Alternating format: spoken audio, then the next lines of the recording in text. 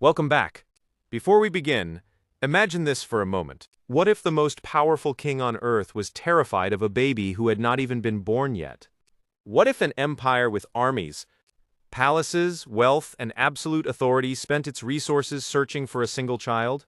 And what if the child they feared most was raised inside the very palace of the king who wanted him dead?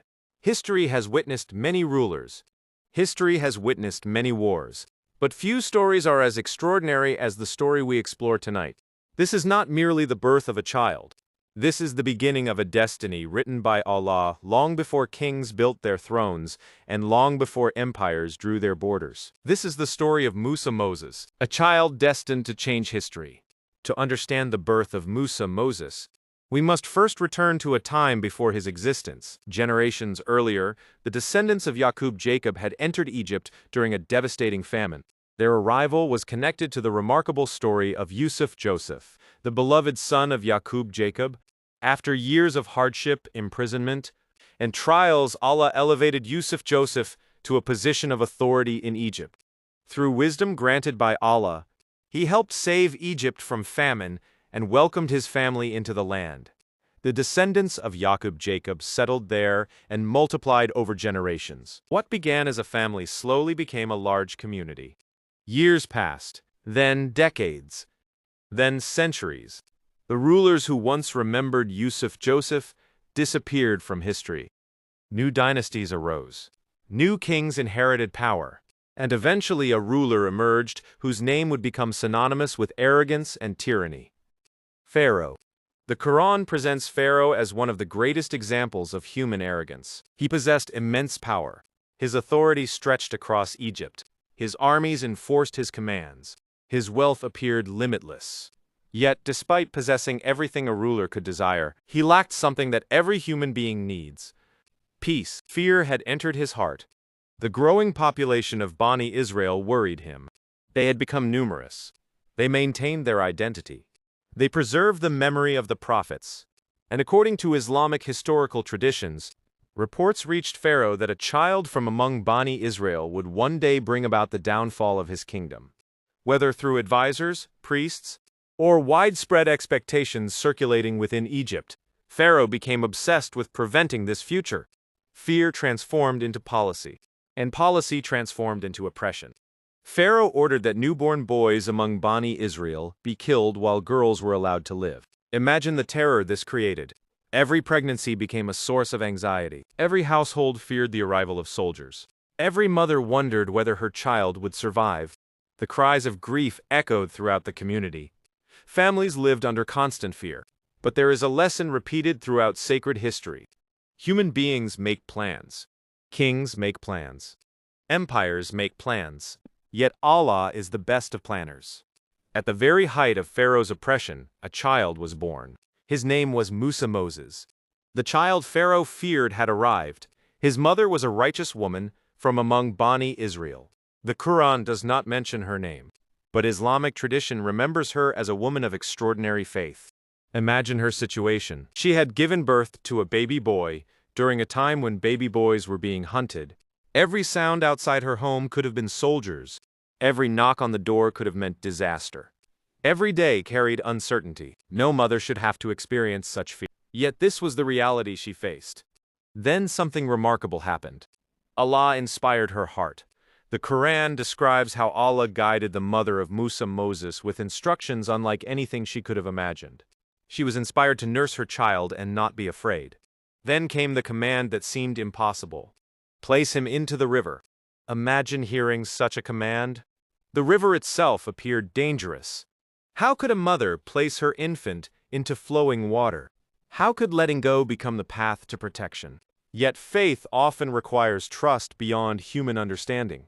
The mother of Musa Moses obeyed. Not because she understood every detail, but because she trusted the one giving the guidance. She placed her beloved child into a container and set him upon the waters of the Nile. That moment must have been among the most emotional moments in history. A mother watching her baby drift away, unable to follow openly, unable to control the future.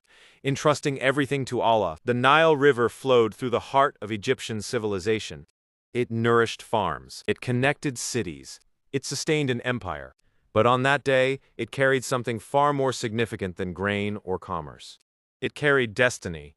The basket moved along the water, past homes, past fields, past ordinary people who had no idea what was unfolding before them.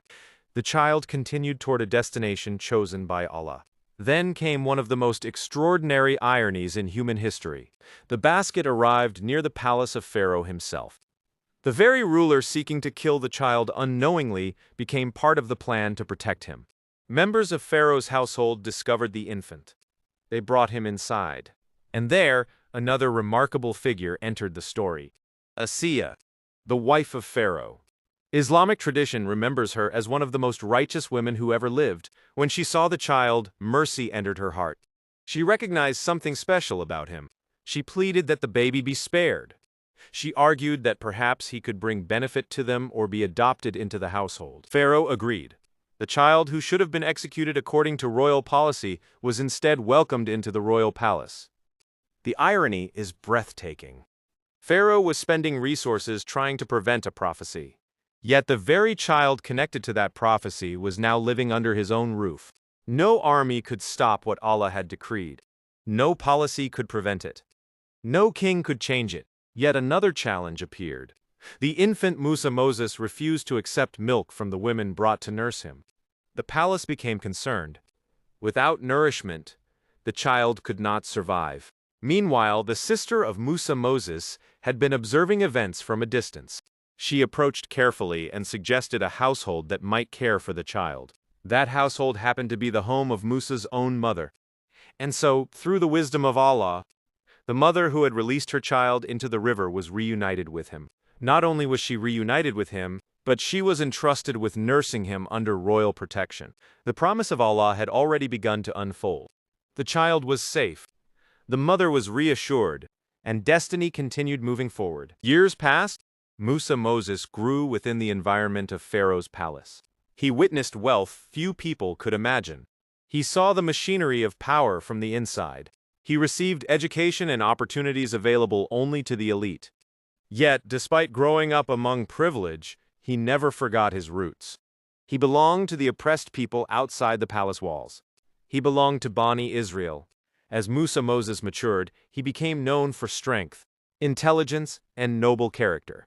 The palace had shaped his education, but it could not shape his soul, because Allah was preparing him for a mission greater than anything Egypt could understand. The child who once floated helplessly upon the Nile was growing into a man destined to confront the greatest tyrant of his age, and neither Pharaoh nor anyone else yet understood that history was already. Years continued to pass.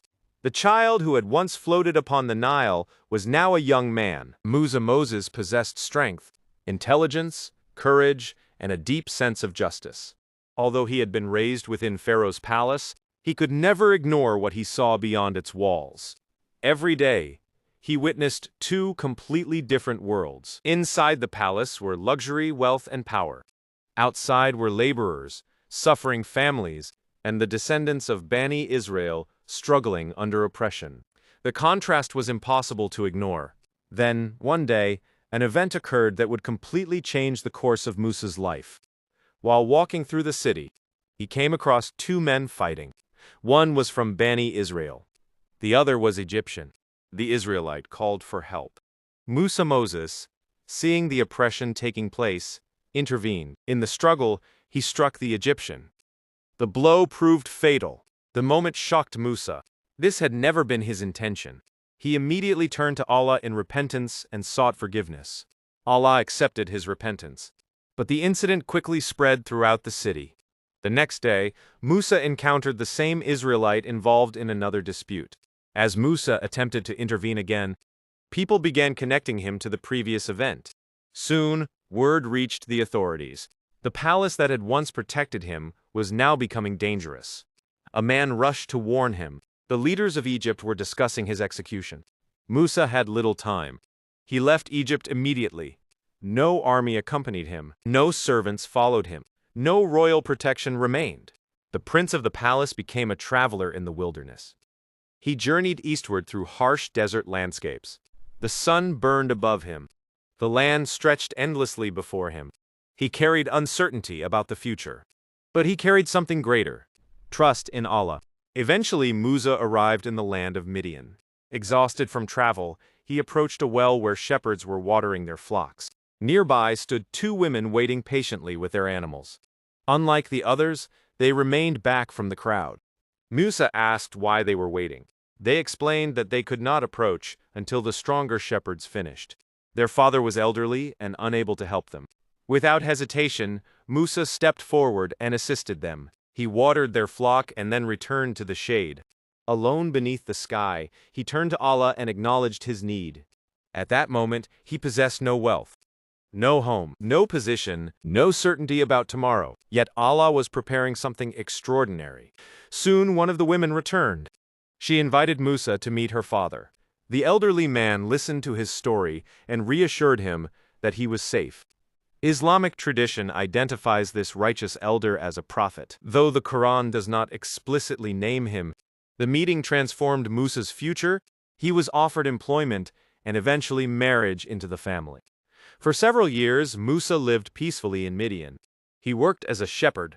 He built a family. He learned patience, responsibility, and leadership. The wilderness became his classroom. The years passed quietly.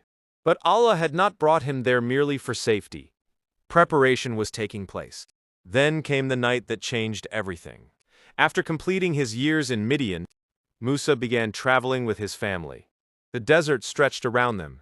Darkness covered the landscape. Cold winds moved across the wilderness. Then, in the distance, Musa noticed a fire. Believing it might provide warmth or directions, he approached. What happened next remains one of the most extraordinary moments in sacred history. Near Mount Sinai, Allah spoke to Musa. Imagine that moment. A shepherd standing alone in the wilderness. No palace. No audience. No army. Yet he was now receiving revelation from the Lord of all worlds. Allah chose Musa as a prophet and messenger. He was entrusted with a mission that would alter history. Return to Egypt. Confront Pharaoh. Call him to worship the one true God. Demand freedom for Bani Israel.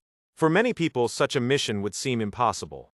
Pharaoh was the most powerful ruler in the region. His military was vast. His authority appeared absolute. Yet Allah was sending a single man to challenge an empire. Musa expressed concerns. He remembered his past. He knew the dangers awaiting him. He worried about speaking before such a ruler. Allah reassured him, and Allah granted him a companion, his brother Aaron. Together they would carry the message. With divine support, the two brothers returned to Egypt. Imagine the emotions involved. Years earlier, Musa had fled as a wanted man. Now he was returning as a prophet. The palace doors opened once again. Pharaoh sat upon his throne. Power surrounded him. Officials stood nearby. The symbols of authority filled the room, and before all of them stood Musa and Harun. The message was clear. Worship Allah alone. End oppression.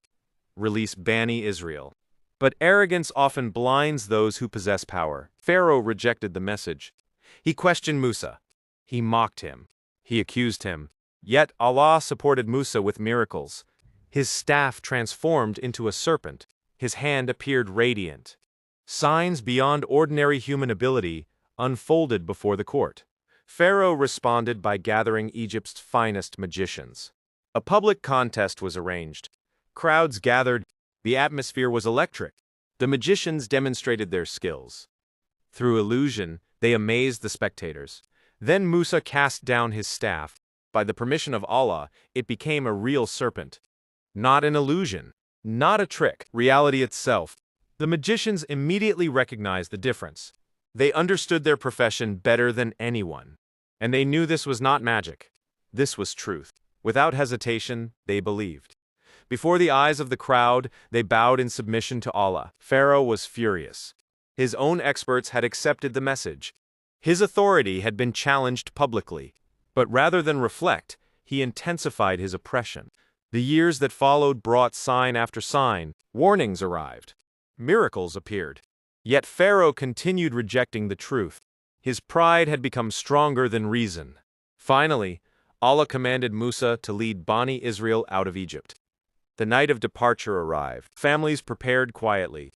Generations who had known only oppression were about to begin a journey toward freedom. Thousands departed under the cover of darkness. But Pharaoh soon learned what had happened.